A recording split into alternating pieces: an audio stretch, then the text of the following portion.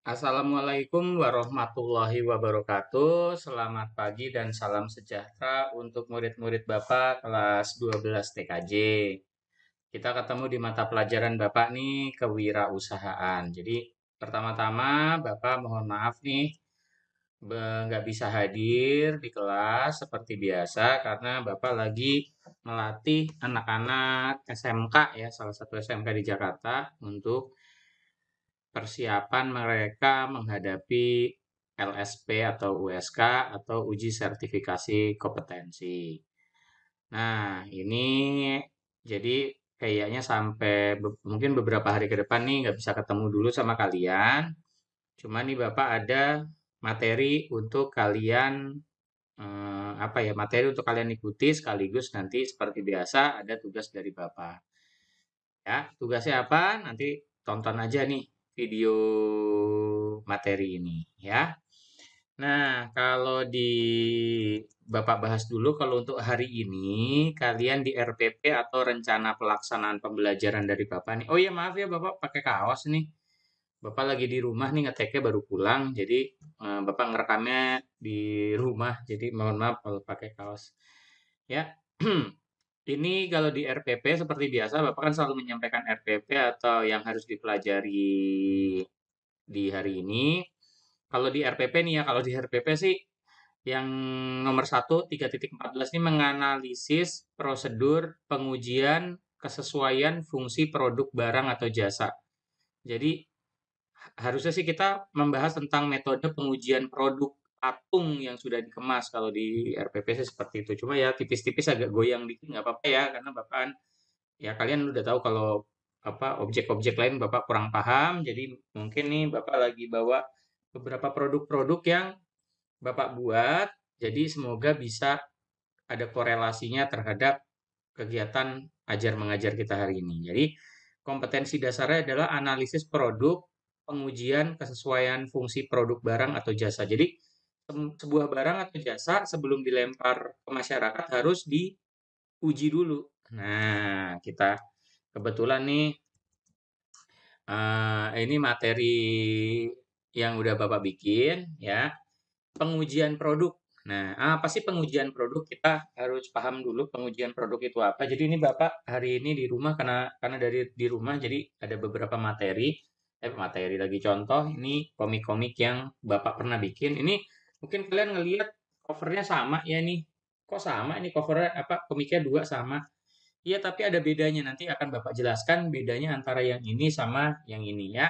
Sama ada nih Bapak bikin juga mungkin kalian udah tahu ya Bapak sering cerita juga nih sepatu ya, sepatu yang Bapak buat ya, Bapak buat. Tapi bukan dilukis ya, ini dicetak ya. Jadi gambarnya ini bukan lukisan, ini gambarnya dicetak, disablon di atas sepatu ya. Oke, yang pertama adalah kita bahas dulu pengujian produk. Apa sih yang disebut pengujian produk? Pengujian produk atau pengujian konsep produk merupakan suatu kegiatan yang ada di dalam salah satu tahap pengembangan produk. Bapak ulangin ya. Pengujian produk atau pengujian konsep produk merupakan suatu kegiatan yang ada di dalam salah satu tahap pengembangan produk. Sebelum diproduksi dan dipasarkan, produk baru lebih dulu diuji untuk mendapatkan umpan balik. Nah, untuk mendapatkan feedback ibaratnya gitu ya dari kelompok konsumen yang menjadi sasaran. Nanti Bapak jelaskan dengan bahasa yang mudah ya. Sebelum diproduksi dan dipasarkan, produk baru lebih dulu diuji untuk mendapatkan umpan balik dari kelompok konsumen yang menjadi sasaran. Dengan pengujian konsep produk ini, perusahaan akan memperoleh produk atau merek yang memiliki masa depan. Maksudnya gimana sih? Kita bahas kata perkatanya dulu ya. Ini pertama, pengujian produk atau pengujian konsep produk merupakan suatu kegiatan yang ada di dalam salah satu tahap pengembangan produk. Jadi, pengembangan produk itu ada tahapan-tahapannya. Ya, mengembangkan sebuah produk, seumpama kamu mau mengembangkan produk kamu, teh jahe, seumpama. Nah, itu pengujian itu adalah salah satu dari tahap-tahap yang harus dilakukan untuk mengembangkan produk kamu. Ada banyak ya tahap-tahapannya. Ada development, ada segala macam. Nah, salah satunya adalah diuji. Produk yang mau dibikin, Azanisa, lagi Azanisa nih. Azanisa ya bener ya. Produk yang mau dibikin, yang mau dikembangkan itu harus salah satunya diapain? Diuji. Jadi seumpama kamu punya produk sate taichan. Terus kamu mau mengembangkan produk itu. Seumpama pengembangannya adalah sate taichan yang tadinya nggak pakai koya, kamu mau pakai koya, atau kan bubuk koya ya biar gurih.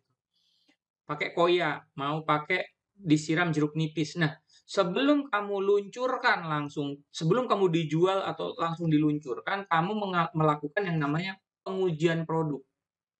Sebelum kamu jual. Jadi diuji dulu.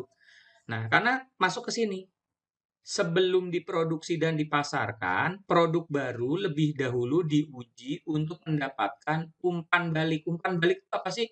Umpan balik itu ibaratnya gini, umpan balik. Bapak ini nggak tahu kata-katanya gampangnya gimana. Pokoknya seumpama kamu bikin sate taichannya, sebelum dipasarkan kamu uji dulu. Jadi kamu panggil tuh seumpama yang bikin satenya adalah Rehan mau jualan sate nih. Mau jualan sate. Terus kamu uji caranya gimana? Satenya kamu cobain dulu ke mana? Ke kelompok konsumen yang menjadi sasaran. Nah, maksudnya gimana kelompok konsumen yang menjadi sasaran? Seumpama Noval ini mau jualan sate, sasarannya siapa? Oh, sasarannya dia jelas nih. Sasarannya adalah anak SMK kelas 12 di SMK Purnama. Tujuannya dia mau jualan ke anak SMK kelas 12 di SMK Purnama. Kita tes dulu, sebelum dijual dites dulu, diuji. Dia panggilin teman-temannya nih. Noval dipanggil, Septian, terus siapa? Si Patur dipanggil, Rara dipanggil, Ilham. Kalau Bevan sama siapa? Si Syahril dipanggil nggak nih? Ada nggak orang? Bercanda ya. Syahril mungkin masuk nggak nih Syahril nih?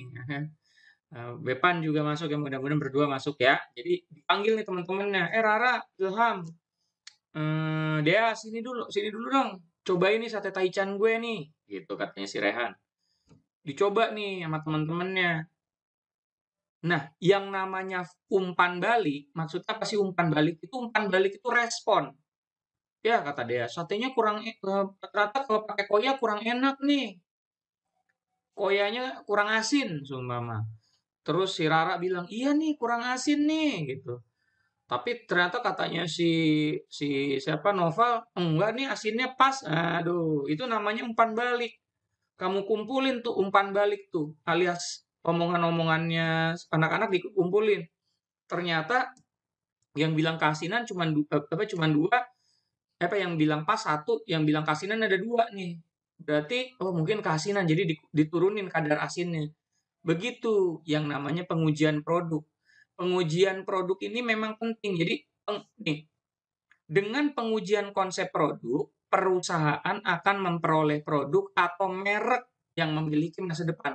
Maksudnya gimana Bapak? Permudah ya bahasanya ya. Jadi gini, pengujian produk ini perusahaan akan memperoleh produk atau merek yang memiliki masa depan. Maksudnya gini, produk yang memiliki masa depan tuh semua jadi pas sudah diuji, langsung si Rehan bilang, wah berarti sate gua, koya gue nih pasnya segini. Jadi gue bisa jualan maksudnya gue bisa jualan panjang, produk gue panjang ke depan. Produk Sinopal panjang nih, umurnya maksudnya diterimanya panjang. Soalnya kalau nggak diuji, semua Nova langsung jualan. Ternyata kan tadi koyanya keasinan. Nggak punya masa depan tuh jadinya jualannya cuma hari itu doang. Ya, besok udah kok makin sedikit, makin sedikit, makin sedikit. Jadi produknya Noval, merek atau produknya Noval yang sate taichan nggak punya masa depan. Kira-kira seperti itu ya, Noval. Anak kelas 12 ya, mudah-mudahan paham nih kalau kita bahas kata per kata. Nah, kemudian nih, Bapak kayaknya jelasin biar nggak kebanyakan juga ya, karena ini nanti ada tugas ya tipis ya. Sampai sini kali, sampai nomor 8 ya, poin nomor 8 kali ya. Jadi ini, arti dan tujuan pengujian produk. Nah, arti dan tujuan. Pertama kita bahas dulu artinya ya. Artinya adalah pengujian produk. Pengujian konsep produk merupakan salah satu tahap dalam pengembangan produk baru. Udah tadi ya. Sebelum dari produk baru diuji dan mendapatkan umpan balik atau feedback. Nah, ini tadi udah nih ya dengan pengujian. Nah, kemudian tujuannya. Nah, tujuannya adalah gini. Nah, ya kan? Produk atau konsep produk dapat disajikan secara simbolik maupun fisik. Ya. Konsep produk dapat disajikan secara simbolik maupun fisik. Maksudnya gimana?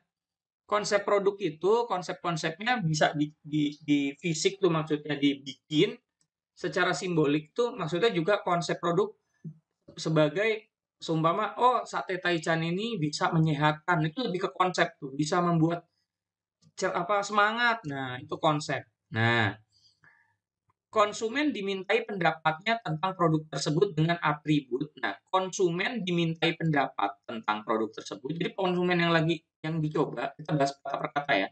Konsumen yang lagi nyobain produk sate taichan tadi dimintai pendapatnya. Nah, paham yang tadi ya? Tentang produk tersebut dengan atribut. Atribut itu poin-poin kali ya, poin-poin pertanyaan kali ya. Dengan atribut dan keterkaitannya. Setiap pengujian produk atau konsep produk harus mencakup pertanyaan-pertanyaan sebagai berikut.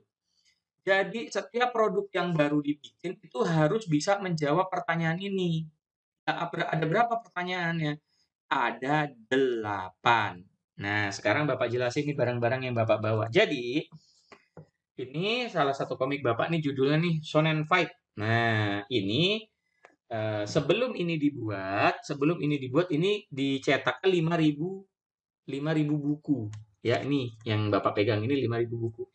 Yang ini adalah produk produk pengujinya. Jadi ini beda kualitasnya, lihat ya. Beda, yang ini lebih mengkilap ya, kan ini 5.000 nih.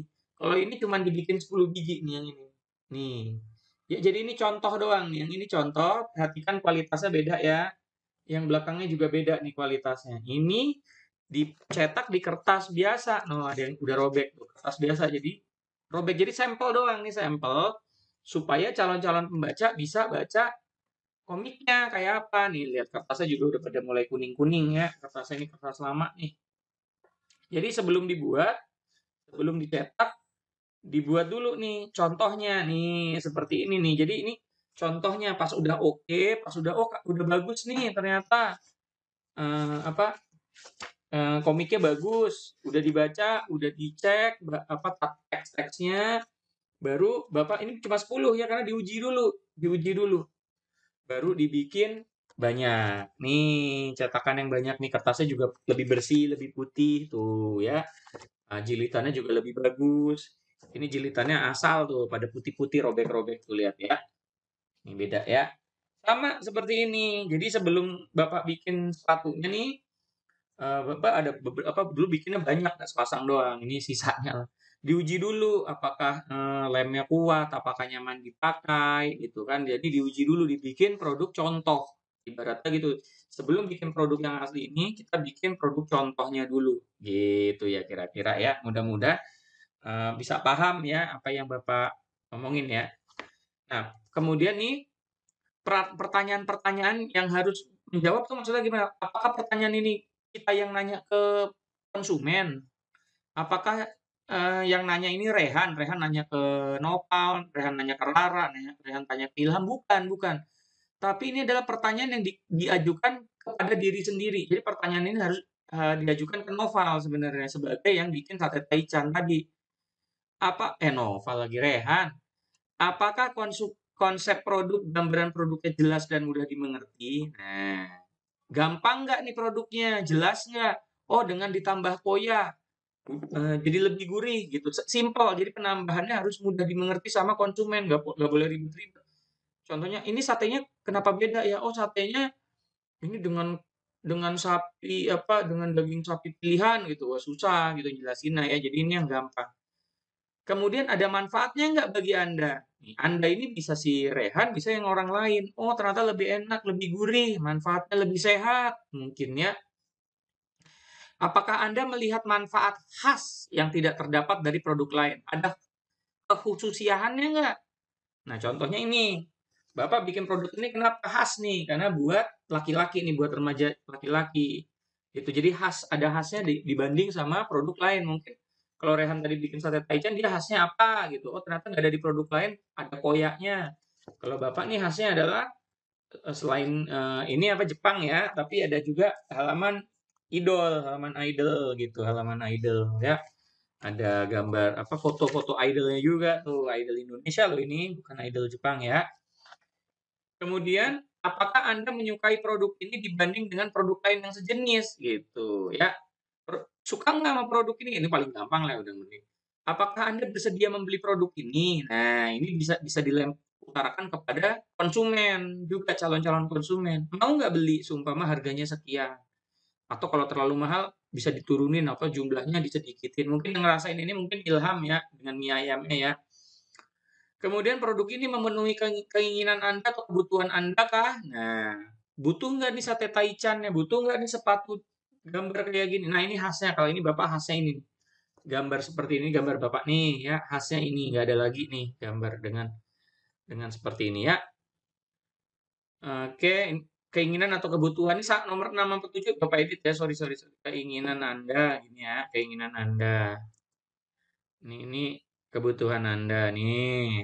Nah, keinginan sama kebutuhan beda ya. Ingin itu pengen, tapi kalau butuh itu udah perlu. Ya, paham ya? Perbaikan apakah yang Anda usulkan? Nah, ini yang tadi ternyata koyanya keasinan. Nah, jadi serbuk koya, serbuknya keasinan. Jadi kemudian si Rehan berusaha untuk nggak asin untuk kejualnya. Gitu kira-kira ya pemahaman apa materi dari Bapak. Sekarang tugasnya mudah banget.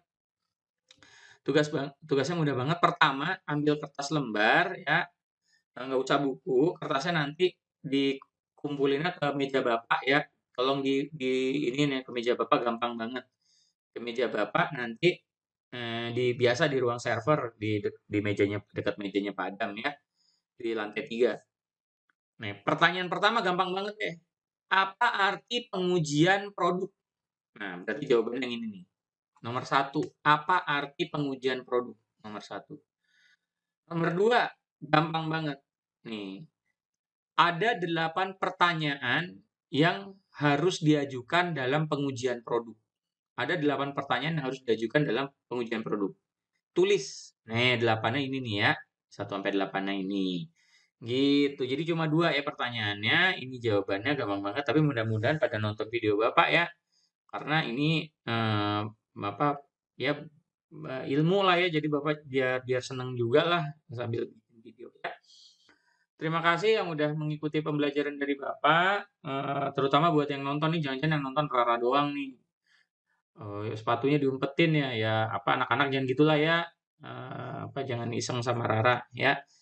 Oke, terima kasih. Kita ketemu lagi di mata pelajaran Bapak berikutnya. Mudah-mudahan Bapak nggak lama-lama ya izinnya ya. Terima kasih.